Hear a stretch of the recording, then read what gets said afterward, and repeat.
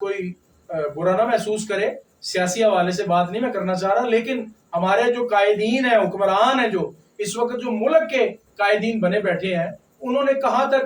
سیلاب زدگان کے ان معصوم بچوں کی اور ان ماؤں بہنوں کی اور ان بوڑھے ماؤں بہنوں کی اور ماں باپ کی کیا دکھی انسانیت کی خدمت کی ہے، یہ میڈیا آپ کے سامنے رکھے ہوئے ہے۔ اللہ کریم ہمارے حکمرانوں کو بھی توفیق عطا فرمائے کہ جہاں وہ اپنی کرسی کے لیے، اقتدار کے لیے اتنی کوشش، محنت اور تگدو کرتے ہیں، وہاں دکھی انسانیت کے لیے بھی انہیں کچھ کرنا چاہیے۔ اور پھر یہ وقت تو پورے انٹرنیشنل لیول پہ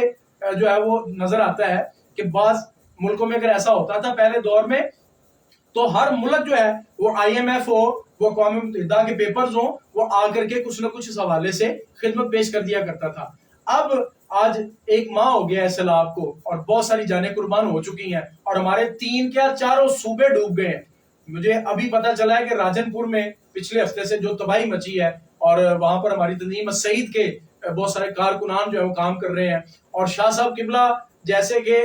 اپنی پاکٹ سے، اپنی جیب سے اور مریدوں کی جو خدمات ہیں وہ بھی شامل کارواں کر کے اس سارے کا سارا جو کچھ بھی حاضر انہوں نے کیا ہے وہ سیلاب زدگان کے لیے مالی امداد ٹرکوں کی صورت میں انہوں نے بھجوائی ہے۔ تو ہمیں بھی یہ سوچنا چاہیے اور حکومت وقت کو بھی خاص طور پر اس پہ توجہ دینی چاہیے۔